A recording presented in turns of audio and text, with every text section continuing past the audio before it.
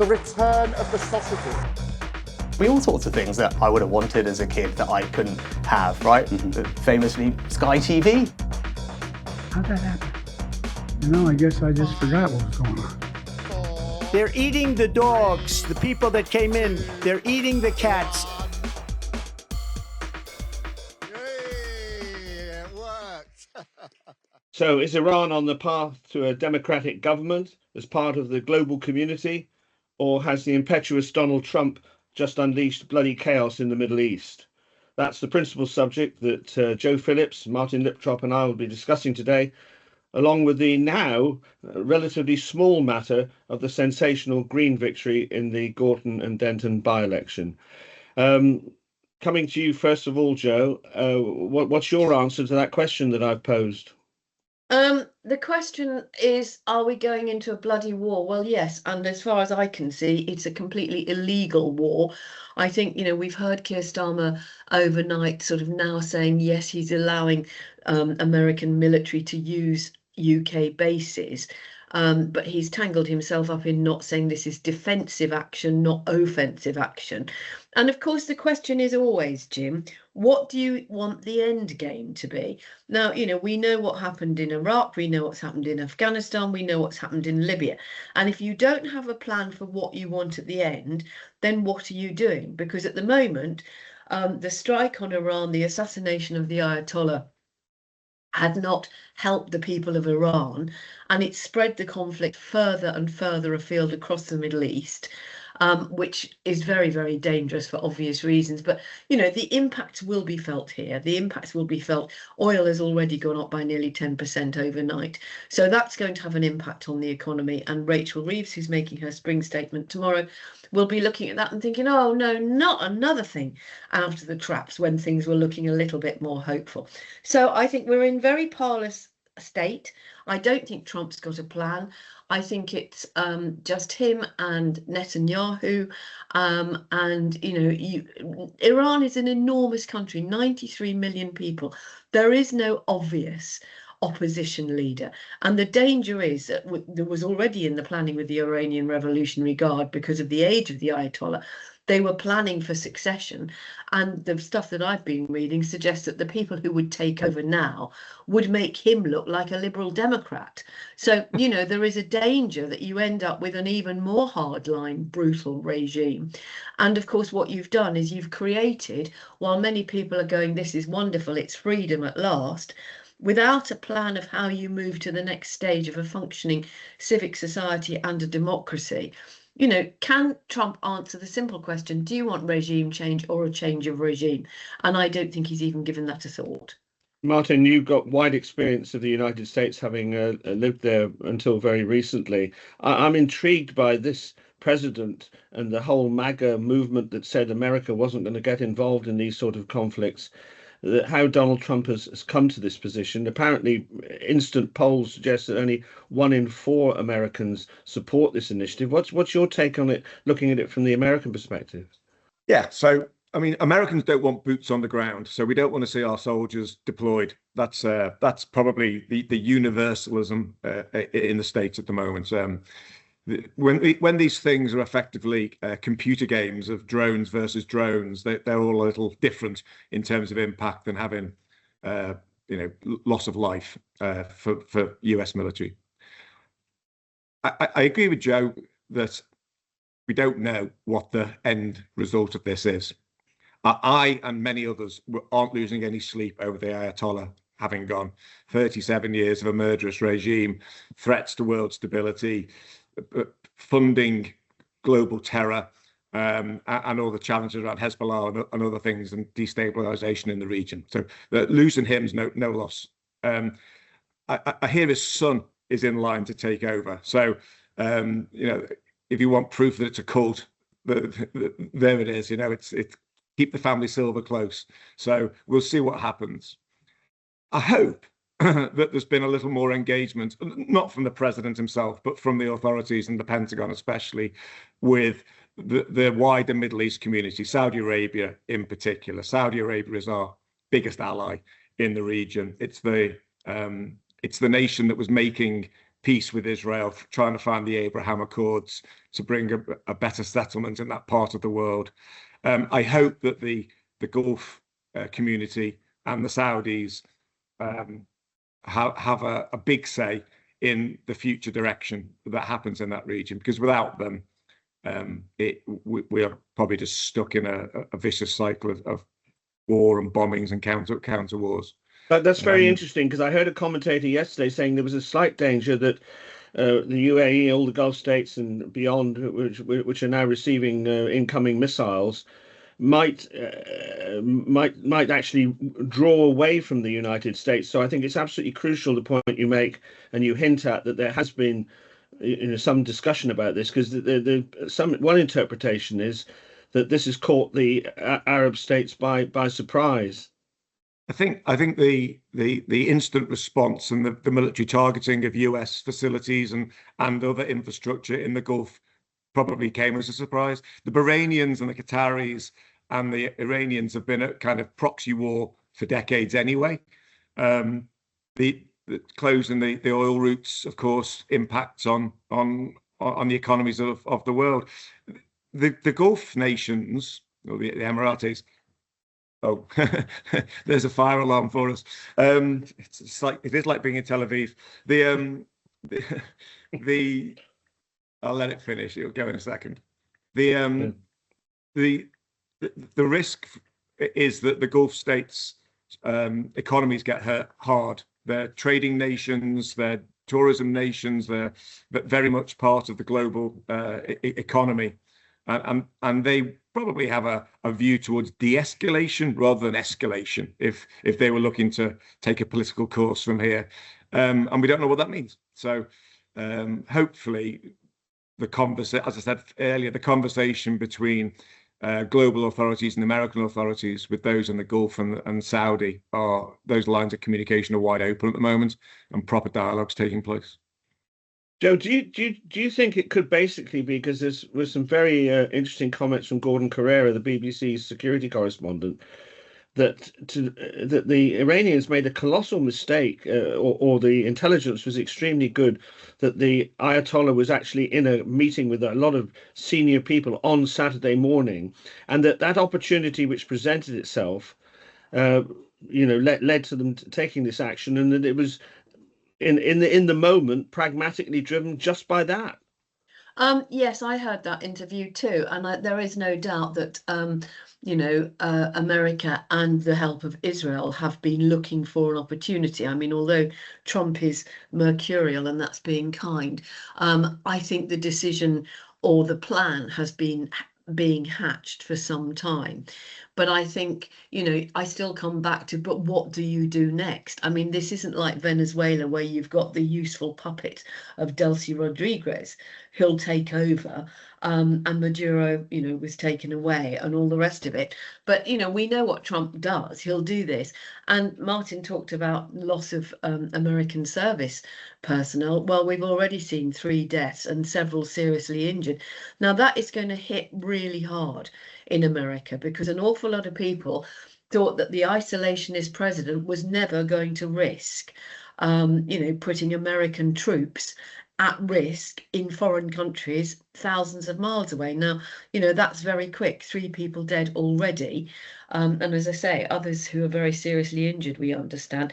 And Trump has said, and there will probably be more. Well, I don't think that's going to go down very well with the American public, even if they are Trump supporters.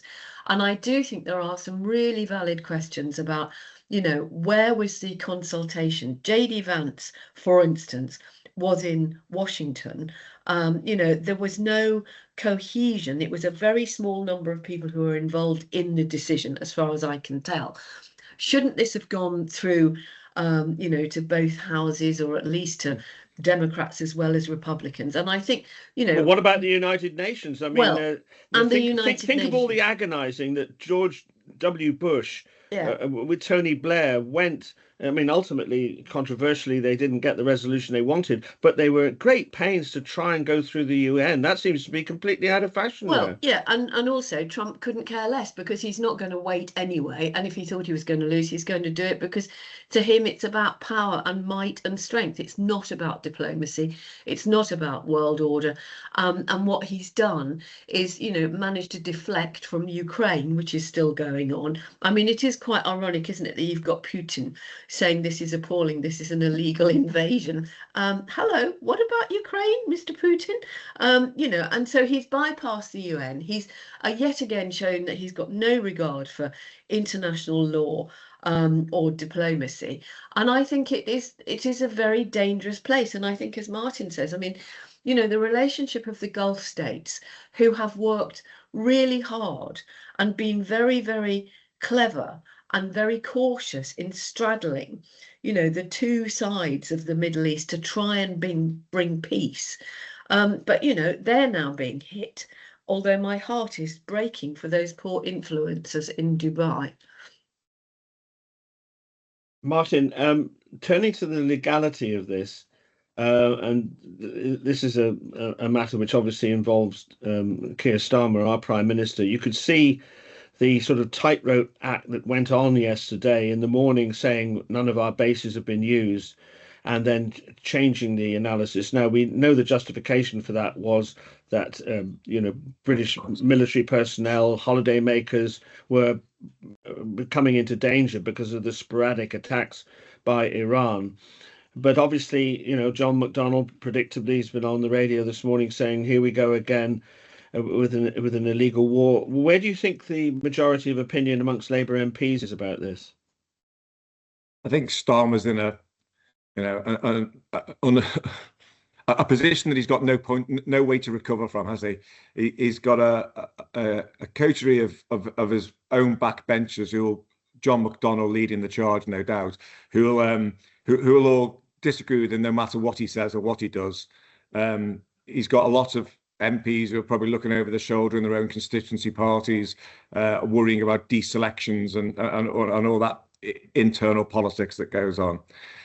I think the only option as a Prime Minister, the only option that he could have made was the one that he took, which is to allow the bases to be used for American deployments, but to stress the fact that we're not using our military might to get involved at this stage.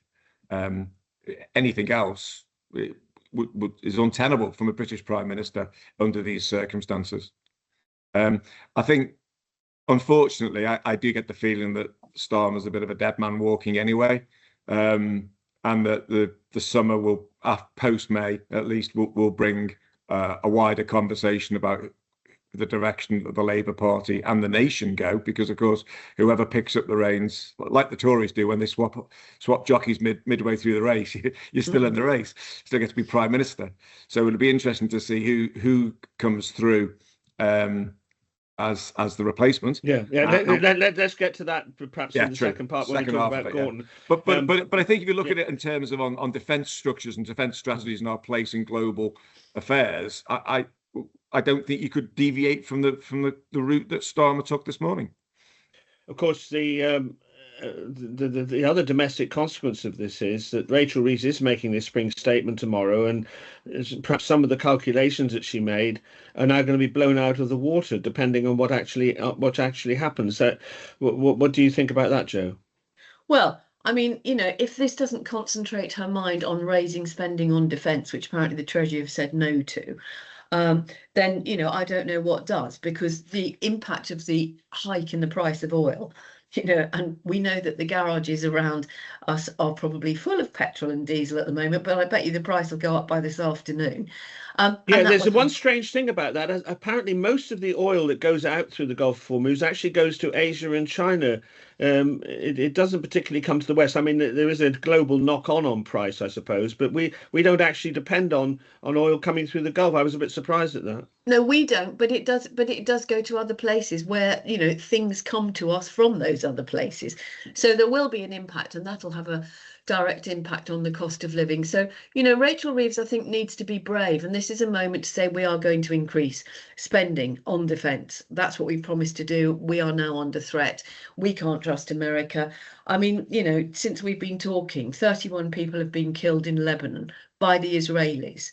Now, what's that got to do with Iran or America? You know, this is the problem. You give a green light to Israel to carry on what it's always wanted to do, to not do anything about settlers in the West Bank.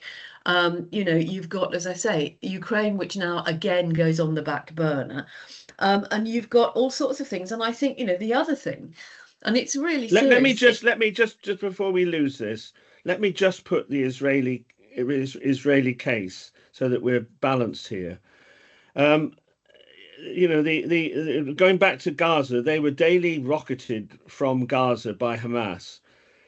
They have had blood-curdling threats, and they obviously fear. I mean, I don't think they created a fear that Iran wanted to get a nuclear bomb and obliterate the state of Israel. When you've got those threats permanently on your doorstep, to try and neutralize them is surely a legitimate thing. I mean, you know, as the Israelis say to us, we would not tolerate Ireland lobbing rockets onto the United Kingdom and blood-curdling threat. I mean, I've got to put that point to you, Joe. The Lebanon is home to Hezbollah, who are funded by the Iranians, and overnight were raining missiles down on Tel Aviv. So the Israeli response to attack Hezbollah, based on the geography of Lebanon, is, you know, probably acceptable in terms of what we're seeing going on the ground at the moment. We're all these proxy wars and these proxy groups are as challenging and as difficult to manage as the state-to-state conflicts that we're talking about are as well. Yeah, and that's absolutely true. But that's why this is so dangerous. And it's, as you say, Martin, it's the proxy wars.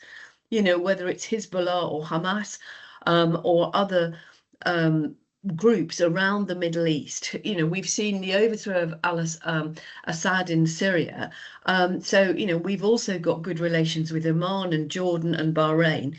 They've been attacked. So actually, you know, more US and UK allies have been attacked since the outbreak of conflict. And, you know, Israel has got its whatever it's called, the Iron Dome, which many of us will have seen on the television, shooting down missiles and things like that. But I think the problem is, and what I'm trying to get to is not attacking Israel, but you've got Benjamin Netanyahu, who is very close to Donald Trump. Donald Trump wants to rebuild Gaza in his own image. He doesn't give a damn about the Palestinians or the state of Palestine. And this is a distraction from peace in the Middle East, and it allows it to actually get a lot worse. And the people who are caught in the middle of it, you know, whether they're the Palestinian people or whether they're innocent people in Lebanon or Oman or Bahrain or Dubai, are paying the price for this, you know, strongman attitude to the world. And I think, you know, we haven't heard much yet from Europe as a coordinated response, but I do think we are in very, very difficult state. And I think, to go back to your original question, this is where Rachel Reeves needs to focus. And actually, it was a really good piece by Paul Mason, formerly of the BBC, in the weekend, who said, you take away the triple lock and you give it to defence because it might stop young people having to go on a battlefield. Well, you've answered the question I was about to pose, because, you know, you want to increase defence spending. Where's the money coming from? And I think that's an interesting thing. I don't know what your reaction to that is, Martin, that the triple lock is glaring us in the face as something that needs to be trimmed. Would the government dare to be brave? It's back to probably what we're going to talk about, fallout from the by-election here. Yeah, I don't think so. I think there's too much internal pressure within the Labour movement to start doing that. Already looking on shaky ground going into local elections in May. I just don't see them picking up anything. Sorry, I must keep that for the second part. Let's just finally on this, just look at the possibility. I mean, I want to ask you, so just to round this up, do you think that the outcome of this is going to be that the regime in Iran will prove resilient, that it's been preparing for this down to 3, 4, 5 layers of decision makers who can actually become the government of Iran, because they've got all the weapons and the opposition is divided, and so that ultimately Trump will lose interest. There'll be a sort of smouldering Iran that will eventually rebuild and will retain its hostility, and the poor people of Iran will still be oppressed? Or do you think that there will be sufficient internal unrest and possibly some secret plan that we don't know about, whether it involves the son of the Shah coming back, or some internal regime that can actually take over? Maybe the Iranian army as opposed to the Republican Guard. If the Iranian army was to change sides, that could be a game changer. So asking you both, which of those two alternatives do you think is going to happen? Joe first. Well, it's ghastly thought, isn't it? I don't know, Jim. I mean, I think it depends. I don't think, and part of the problem is we really don't know what's going on in Iran, but I don't have any sense that there is universal support for the Shah's son coming back to take over. I mean, remember how desperately unpopular the Shah was, and we've seen people, weeping. Yeah, well, and crying. they had a police force called Savak that oppressed the Iranian people. Yeah. After we had overturned, sorry to introduce my traditional historical perspective, but I remember reporting it well, when Mossadegh was overthrown by a conspiracy of Britain when it was still a colonial power in the Middle East, meddling, brought in the Shah, who was pretty oppressive himself. The poor Iranian people, who are highly, I don't mean patronized, but they're highly intelligent, social media, then they're one of the most sophisticated people in the world, but they seem to be governed all the time by autocrats. Yes, and so I don't think there's not a quick, easy answer. And as I said, 93 million people, you're not going to get even half of those supporting one way or the other. So it's very difficult. And I'm afraid, to me, this has got all the hallmarks of the West going in, no clear plan of what happens, and leaving behind a bloody mess which will spread across the region and have an impact on all of us. Are you more optimistic, Martin? Oh, absolutely. I think I don't see the Shah returning in the sense of a traditional monarchy, but I think what you're looking for is things that unite the opposition to the Revolutionary Guards. So if the army, who are massively important, can be part of that, if that idea of an historic Shah family connection helps with that, if you can unite the various tribes and groups that make up the landmass of Iran, it's not an homogenous people. Only half of them are Persians. Right. That's the connective tissue that we're looking for, and that's probably where a wider Middle Eastern and Gulf engagement could bring about a solution. Who knows? We don't know what's going on in the background, but I hope that that's part of the solution going forwards.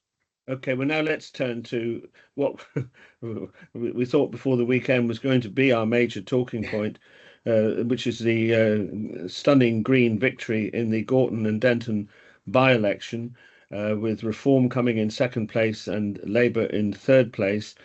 It was a historic by-election in a number of respects. There are a number of things to talk about, including claims by Farage over the weekend that there was cheating and all that. But let's deal with the major political fallout from this. And I'll come to you first of all, Martin. A long history of knowing Labour Party feeling. You've already hinted at it in your initial remarks. So is it your view that Keir Starmer is on borrowed time, and that the only reason that we didn't see immediate calls for a revival of the immediate calls for him to go is partly because the local elections are coming up, and of course now, just incidentally, a time of an international crisis will temporarily cement the Prime Minister's position. But what's your overall take on how Labour are reacting to this? I think that's the reality of it. That time and place have taken precedence. So nobody's going to start, internal warfare within the Labour Party while we've got global conflict going on. So that's going to. Plus, who wants to take over now and get battered in May's elections, right? So you'll concede another couple of goals first, and then come over. And then thirdly, who is taking over? You know, we're worrying about what the succession planning in Iran is. We're not clear what it is in the Labour Party. The two best choices, but Burnham and Sadiq Khan, aren't MPs. So there's either a little bit of a revolution required within the PLP to make that happen, or we've got to go with somebody who currently doesn't look like they're going to get the universal support you need to change the direction. I think the Gorton by-election was disappointing. I think it's been written a bit more aggressively than that by commentators of the death of the Labour Party, but I don't agree with that. I think that what we saw was a mood swing and a change of mindset in campaigns that the Labour Party didn't understand properly going into it. The Greens and Reform are never going to form a government in the country. They're not going to get the support across the nation. So this was a protest vote. Labour rode that wave, and I'm sure it'll be back stronger when it gets its act together again. Do you think Andy Burnham would have won it? By a landslide, absolutely. Really? Yeah. I mean, because they did win. The Greens won with a 4,000 majority. Labour was in third place. You don't think it'd have even been close? It would have been a different election if Andy Burnham was on the ticket. Joe, what is your take on the Gorton result? Well, first of all, I think Andy Burnham probably would have won it, but the real danger after that is that Manchester could have fallen to Reform, and that's a far worse prospect. Actually. You're talking about in the mayoral elections for Greater Manchester. Yeah. And I think that would have been absolutely disastrous. And I still think that Andy Burnham should have said, "I've got a job. I'm not going to stand. It's really important I carry on running Manchester." So, you know, they've lost a seat, Labour have, but they've kept Manchester, which I think is a far bigger prize. And, you know, Andy Burnham was there, he was campaigning. I think I broadly agree with Martin. I think it was a protest vote. I think what's really interesting is that it was one of the most toxic campaigns I can remember in all the years I've been doing politics, which is obviously not as long as you, Jim, but and I think, you know, the Reform picked a singularly graceless candidate who, as you can see, if anybody wants to look and see the witness of that, is him standing with his hands in his pockets, while Hannah Spencer, who was very personable, and her speech, her acceptance speech, she spoke human, you know, and she said, and I've heard umpteen Labour peers and MPs over the weekend saying, that's the speech I could have made. It's the speech I did make when I won in, you know, 1837, 1992, whatever. So, you know, there's not a fag paper, I don't think, between the sort of the understanding of what the issues are. It's all about the articulation. And I think it might be a watershed for Reform. And you can see the way that Farage is playing out of the Trump playbook, saying, oh, it was a fiddle. You know, it was a disgrace. There was cheating going on. I mean, you know, how many votes? 4,000 votes?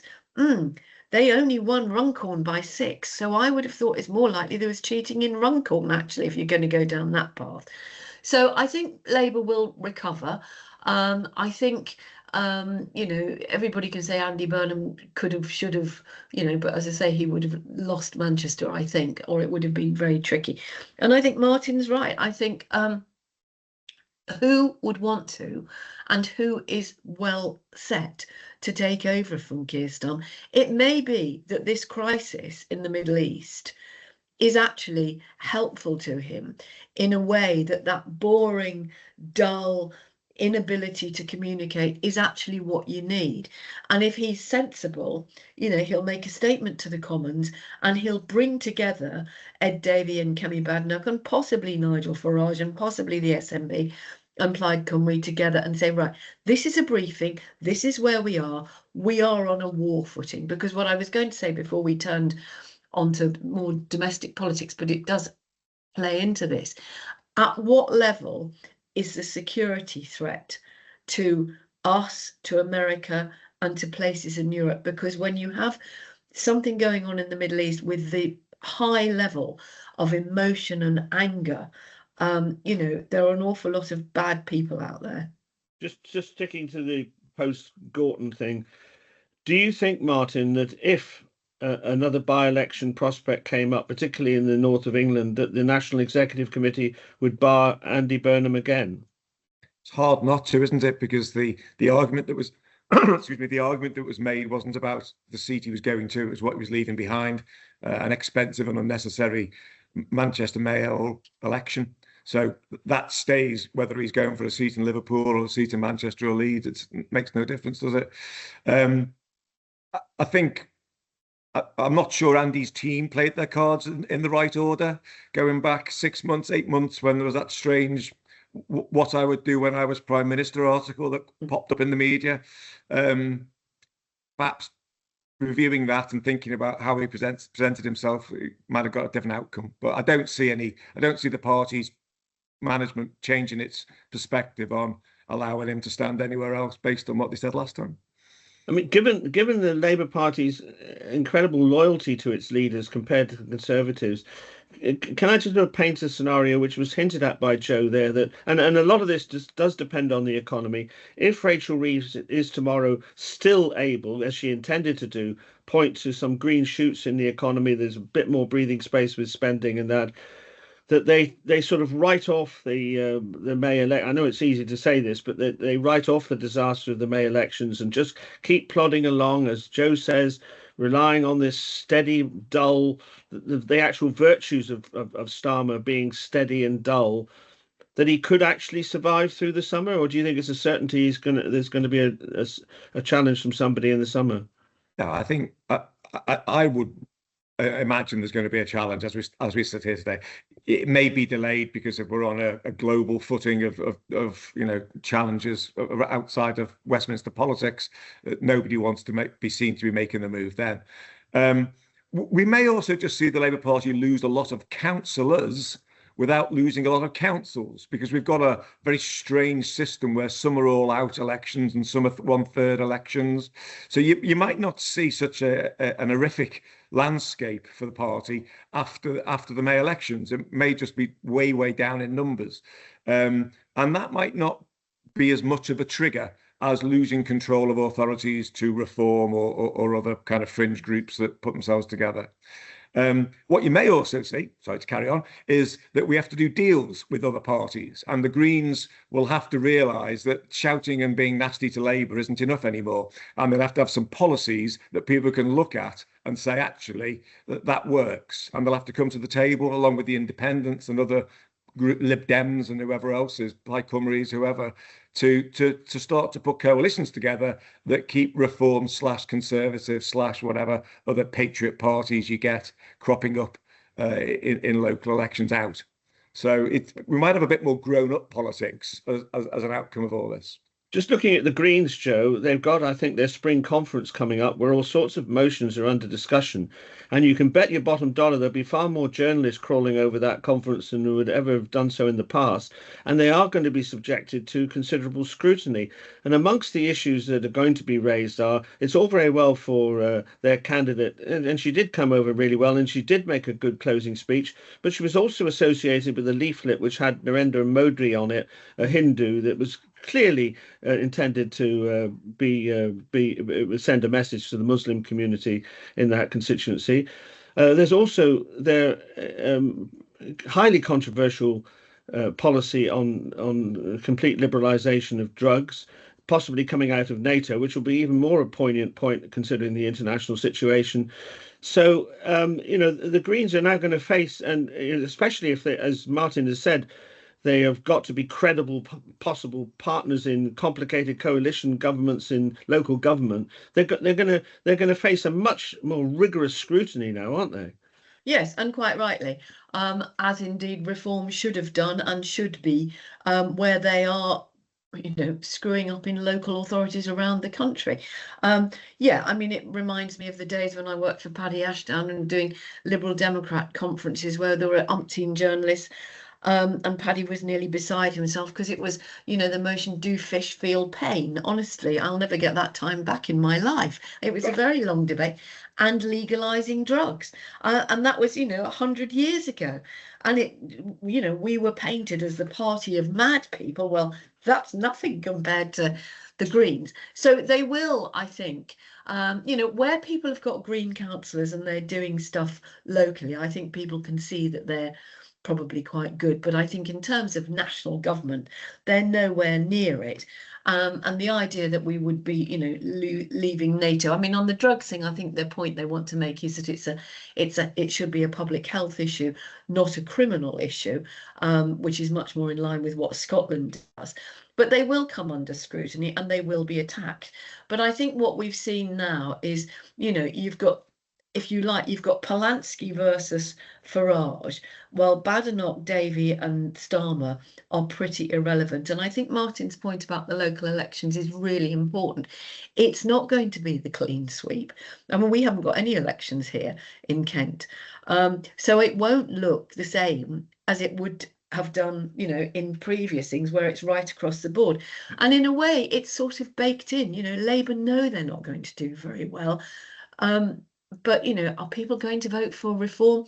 They've got council, they've got power in councils. You know, half of them are resigned and now joined up with Rupert Lowe's party. Or, you know, in my case here, there's a by-election because one of the reform councillors has been sent to prison. You know, there's that. I think what's more interesting is Scotland and Wales. But I think, you know, everything is in politics. Well, as we said, you know, we would have been talking about the by-election, probably only the by-election, but events, dear boys, events.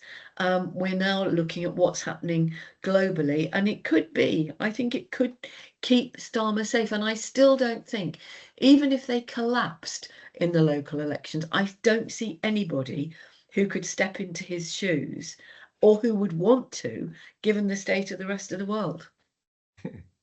I think there's plenty who would want to. Never underestimate the that's true. The personal ambition of politicians, right? But well, that's right. And then whether always the say timing's that right, you're absolutely right, Joe. The timing might be against you. They always say that there's may not be a vacancy for the Labour leadership, but there's always a competition. Yeah.